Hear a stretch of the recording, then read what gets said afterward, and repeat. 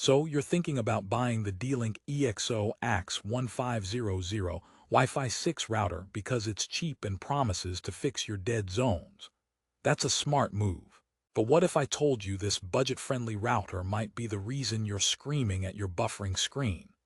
I bought it, I tested it, and today I'm going to give you the brutally honest review no one else is. For the best price, click the link in the description. Let's start with the good stuff because there is some. The D-Link EXO AX1500 is a Wi-Fi 6 router. That means it has modern features like OFDMA, which is tech speak for handling multiple devices better. The price, around $50, is an absolute steal on paper. It has 4 gigabit Ethernet ports, which is fantastic for hardwiring your gaming console or PC. The setup through the D-Link Wi-Fi app is genuinely easy, even for your grandma. You just plug it in, scan a QR code, and you're off. It also supports voice control with Alexa and Google Assistant, so you can tell your house to turn off the Wi-Fi for the kids. That's pretty cool. But here's the first big however. The range, it's like a spotlight, not a floodlight. If you have a small apartment maybe, anything bigger and you'll be playing Find the Signal in the bedroom. Now let's dive into the main course, the problems. And there are a few spicy ones. The first is performance consistency.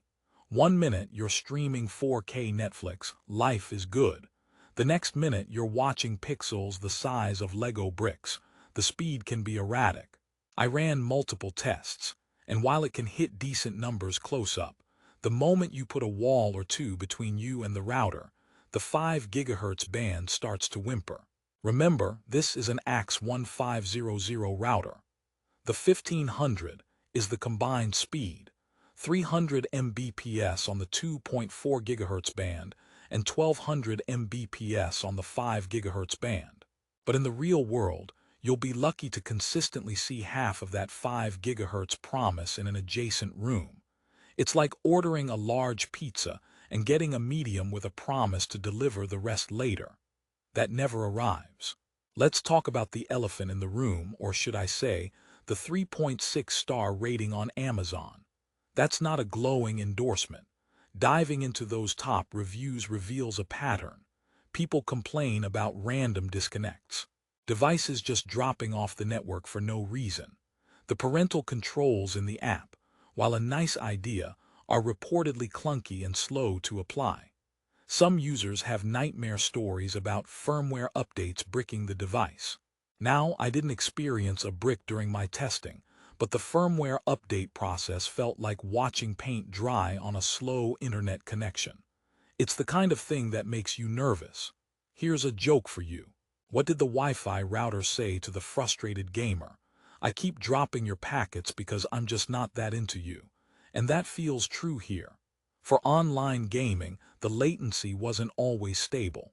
With features like MU-MIMO and 4 streams, it should handle multiple devices well. But in a smart home with phones, tablets, laptops, and smart bulbs all connected, it sometimes felt like it was having a panic attack. The target wake time, feature to save battery on smart devices, is a great Wi-Fi 6 perk. But if the router is busy choking on your video call, that battery saving is the least of your worries. Now for the mesh promise. D-Link says you can add their compatible Wi-Fi mesh extenders to build a system. That's their solution for the range problem. But here's the contrarian snapback. You shouldn't have to buy an extender right out of the gate with a new router. And buying a second device doubles your cost, defeating the whole budget purpose. You're essentially paying to fix a limitation of the core product. It's like buying a car with 3 wheels and being told the 4th is a premium add-on. Therefore, if you have anything beyond a very compact space, this router alone likely won't cut it. So, who is this router actually for? It's a tricky question. It's for the extremely budget-conscious user in a studio or 1-bedroom apartment who wants to dip their toes into Wi-Fi 6.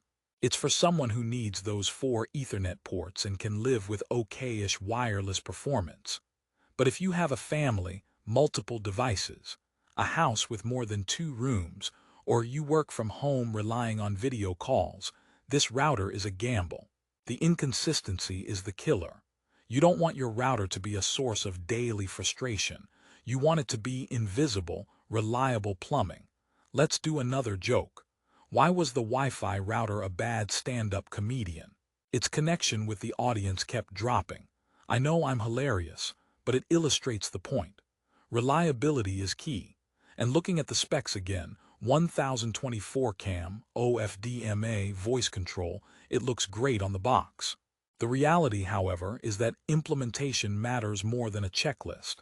D-Link's implementation here feels rushed to hit a price point, leaving stability behind. The app, while easy, lacks the depth and polished feel of some competitors. It's functional, but it's not joyful to use. Here's the major twist, the resolution to our three-act story. After all this negativity, am I telling you to never buy it? Not exactly. Because for its specific, narrow use case, it's an unbeatable entry price to Wi-Fi 6. But you have to go in with managed expectations. Know that you might need an extender.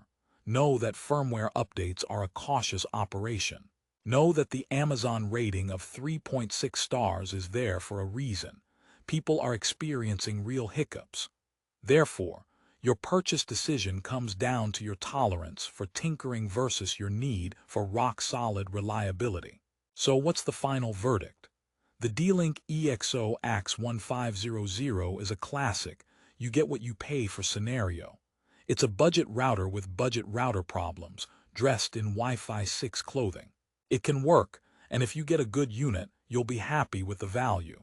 But there's a significant chance you'll join the chorus of people reporting drops and inconsistencies. My advice: if $50 is your absolute max and your space is tiny, it's a contender. But if you can stretch your budget even a little, there are more consistent options that will save you headaches. The goal here isn't to trash a product, but to give you the truth so you can decide if its flaws are flaws you can live with. One last joke before we go. Why did the router apply for a job? It heard the network was looking for a good connection. This router is applying for a job in your home. Just make sure you interview it carefully. And if you've weighed the pros and cons and decided the D-Link EXO AX1500 is the right fit for your specific, limited needs, then I sincerely hope it works perfectly for you.